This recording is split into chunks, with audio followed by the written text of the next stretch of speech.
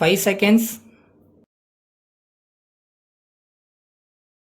Start.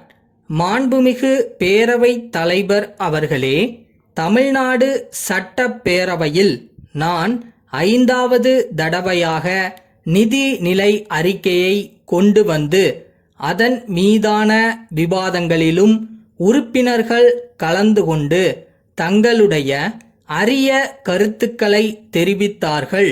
அவற்றுக்கெல்லாம் சம்பந்தப்பட்ட அமைச்சர்கள் அவ்வப்போது விவரமாக பதில் அளித்தார்கள். இன்று கொண்டுவரப்பட்டுள்ள நிதி ஒதுக்க மசோதாவும் எப்போது நிறைவேறும் நிலையில் உள்ளது என்பது பற்றி நான் உண்மையிலேயே மகிழ்ச்சி அடைகிறேன்.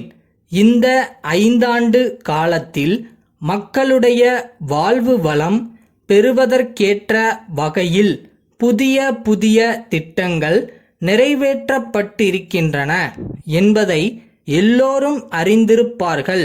திட்டங்களை நிறைவேற்றும் போது அவற்றுக்கு வேண்டிய நிதி வசதிகளை திரட்டுவதற்கு ஓரளவு வரி விதிக்க வேண்டியது அவசியமாகும். வரியே இல்லாத நிதிநிலை அறிக்கையை கொண்டு வந்தால் பொதுவாக எல்லோரும் வரவேற்பார்கள். என்றாலும் ஆண்டுக்காண்டு மக்களுக்கு மேலும் மேலும் வசதிகளை பெருக்க வேண்டும் என்ற குறிக்கோளை அடைய முடியாமல் போய்விடும் என்பதை உறுப்பினர்களுக்கு நினைவுபடுத்த விரும்புகிறேன்.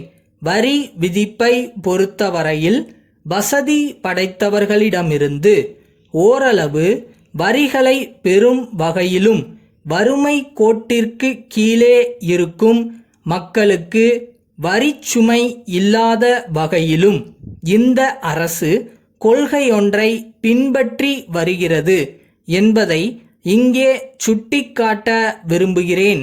என்னை பொறுத்தவரையில் பொதுவாக சட்டமன்ற உறுப்பினர்களுடைய கருத்துக்களுக்கும் ஆலோசனைகளுக்கும் முதலிடம் அளித்து பரிசீலிக்க வேண்டுமென்று விரும்புகிறேன். குறிப்பாக எதிர்க்கட்சி உறுப்பினர்களுடைய கருத்துக்களை பெரிதும் மதிக்க வேண்டும் என்ற வகையில் நான் செயல்பட்டு வருகிறேன்.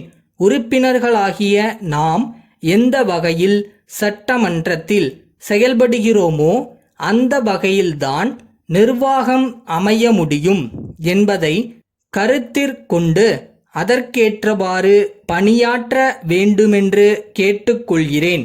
தமிழகத்தின் முன்னேற்றத்தை பொறுத்தும் மக்களுடைய வாழ்வு வளம் பெற வேண்டும் என்பதை பொறுத்தும் கட்சி வேறுபாடின்றி நாம் அனைவரும் செயல்பட வேண்டியது மிகவும் அவசியமாகும். இங்கு சென்ற 1 மாத காலமாக பல்வேறு மானிய கோரிக்கைகள் விவாதிக்கப்பட்டிருக்கின்றன. அவற்றுக்கான கொள்கை விளக்க குறிப்புகளும் உறுப்பினர்களுக்கு வழங்கப்பட்டுள்ளன. ஒவ்வொரு மானிய கோரிக்கையிலும் மக்களுக்கு பயன்படும் நல்ல பல திட்டங்கள் இடம்பெற்றுள்ளதை உறுப்பினர்கள் கவனித்திருக்கலாம். அவற்றையெல்லாம் சிறந்த முறையில் பயன்படுத்தி தங்களுடைய பொருளாதாரத்தை உயர்த்தி கொள்ளும்படி மக்கள் மத்தியில் எடுத்துச் சொல்ல வேண்டுமென்று கேட்டுக்கொள்ள விரும்புகிறேன்.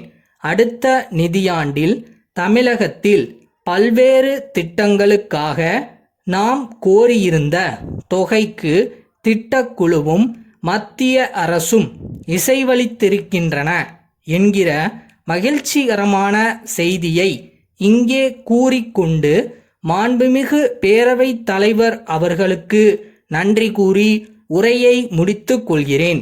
கரூரில் ராஜன் சாலையில் உள்ள அம்புஜம் அச்சகத்தின் மேலாளர், மதுரை மேலமாசி வீதியிலுள்ள நாதன் கூட்டமைப்புக்கு 6/11/1980 தேதியிட்டு எழுதிய கடிதம்.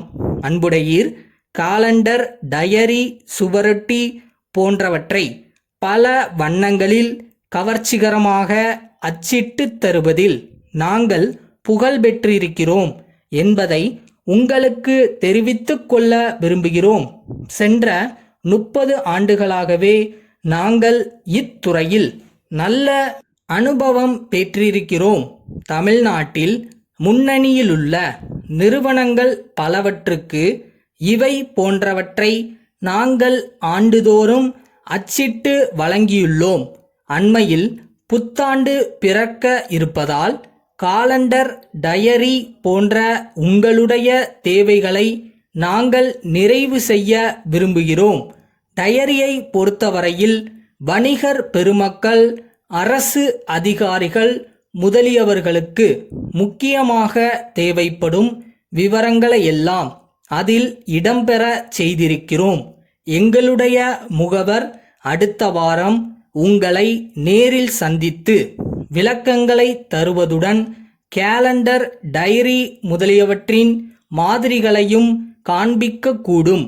அவருடன் கலந்துரையாடி தங்கள் தேவைகளை குறிப்பிட்டு எழுதி அனுப்ப கோருகிறோம். தங்கள் நம்பிக்கையுள்ள